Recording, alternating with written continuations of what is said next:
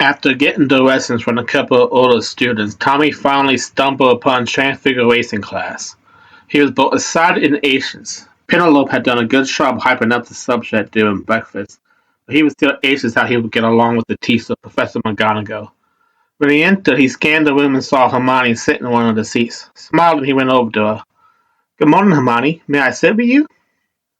Hermione looked up from the neatly organized pile of books on her desk. Her eyes lightened up when she saw Tommy approaching. She gave a small, polite smile and stepped to the seat beside her. "Good morning, Tommy," she said warmly, though her tone carried the faintest edge of curiosity. "Of course, you may sit here. I hope you've done some reading on Transfiguration. It's quite challenging if you don't stay focused." She tapped her quill against her notebook, a habit she had whenever she was about to offer advice. "But don't worry, I'll have you catch up if you need it." Tom's smile grew bigger as he sat next to her, placing his books on his side of the desk. "Yeah, I've heard. In shoot, he hadn't done any reading. He just didn't have the time, but that felt more like an excuse than anything. I heard the teacher is kinda scary," he asked unsure, his eyes blinking as he opened his textbook, as if to get a quick guide before the class began. Hermione's eyebrows shot up slightly at his confession, though she didn't comment on it directly. Instead, she leaned a little closer, her voice low but firm. "Scary isn't the word I use. Strict, yes, but only because she expects you to try and pay attention," she said, her eyes scanning his textbook briefly. "Honestly, if you put in a bit of effort now, you'll be fine. Just make sure you actually read the material before she asks questions. She does notice when someone hasn't." She gave a small, almost teasing smile, but it was clear she genuinely wanted him to succeed. "If you want, I can help you go over the basics before class starts." She sounded like a mom. My mom always expected me to put in effort and listen when she taught me. Tom wondered what his mother was doing right now. He missed her, but he could pass up the opportunity to learn real magic, something he used to think only existed in books and movies. "I will appreciate that, yes." Hermione's expression softened slightly at his words, a small understanding smile tugging at her lips. "Well, that makes sense," she said gently. "Professor McGonagall does expect the same kind of dedication your mom sounded like she did. But it's not as shit as it seems once you get the hang of it." She carefully closed her own book and turned a little towards him, her tone honest. "All right then, let's start with some of the basics. Just a few simple configuration exercises so you can feel more confident before class officially begins." Tom reached into his waist pocket and took out his wand. The wand just as a whistle, he remembered being told. It was an interesting concept. Not what he thought about magic wands at all, but the idea of being chosen by your own wand was kind of poetic in a way. "I'm ready. What comes first?" Hermione's eyes brightened at the sight of his wand, and she gave a small, approving nod. "Good," she said, her voice a mix of encouragement and seriousness. "First, we'll start with something simple, a basic fantasy spell. You need to focus on the intention and the movement of your wand. Watch carefully, then you'll try it yourself. Don't worry if it doesn't work perfectly the first time. It takes practice."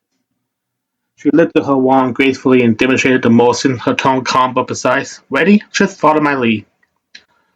Tom was always very precise when it came to learning things, almost to a fault.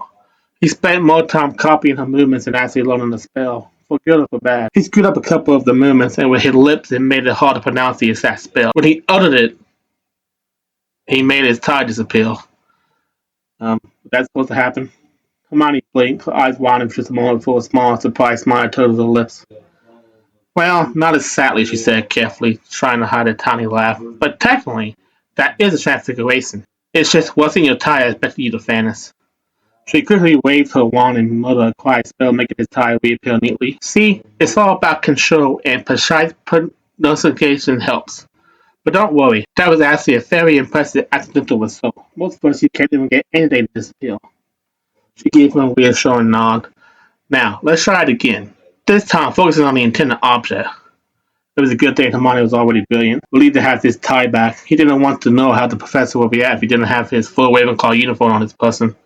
Going back to the object, Tom said the words a couple of times underneath his breath just to taste them, getting a hang for the correct pronunciation while still practicing the hand movements. "Like this?" The object didn't disappear or was gone anyway, but Tom was patient. He kept trying until finally it vanished. Hermione's eyes lit up as the object vanished at last, and she couldn't help the triumphant smile that crept onto her face. "Yes, that's it, Tommy," she whispered, leaning slightly closer. "See? I knew you could do it. You should need to focus on both the pronunciation and the movement. That was perfect."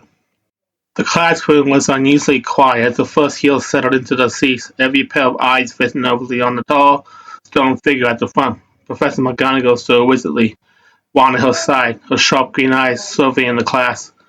"Good morning, class," she said, her voice crisp and commanding. "I am Professor McGonagall, and I will be your Transfiguration teacher this year. This is the study of tracing the properties of matter, in simple terms, making one object become another. Dangerous if attempted carelessly, and therefore not to be trifled with." She stepped to the chalkboard and wrote a single word.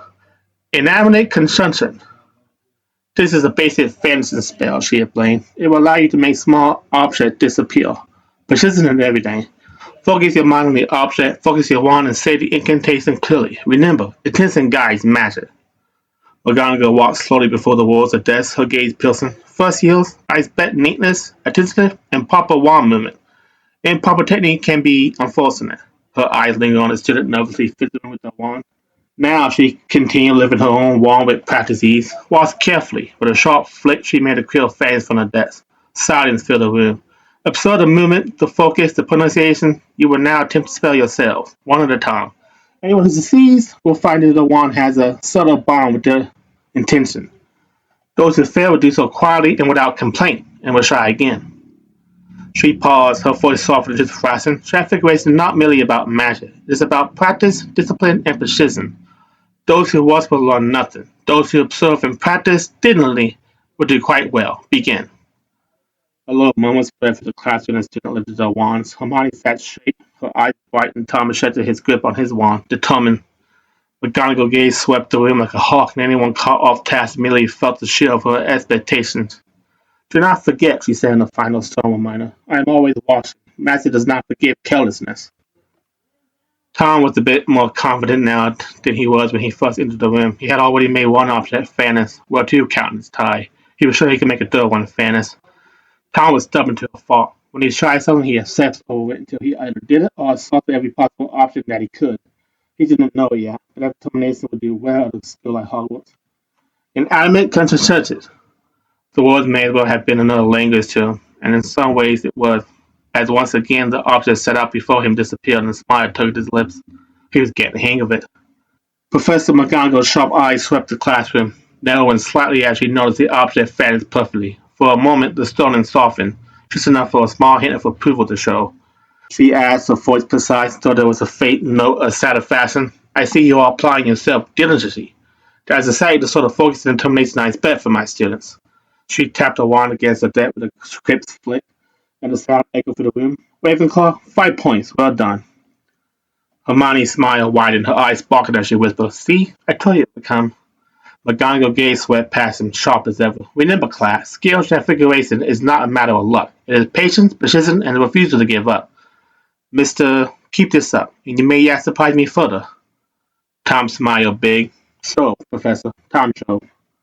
Some of the other students began to mumble. Young Ravenclaw was pleased that the house had been awarded some points as some of the Slytherin students looked on with contempt. Tom didn't even notice that he went back to the lesson. "Tom Cho," Professor McGonagall repeated, her sharp gaze flicking briefly over him. "Very well, Mr. Cho. Keep up that determination and you will do well in this class. Now, everyone, continue practicing. Precision, patience, and focus. Do not forget them." With that, she turned back to the bowl, her work swishing, leaving Tom with a quiet sense of accomplishment and the faintest proud smile from Hermione beside him.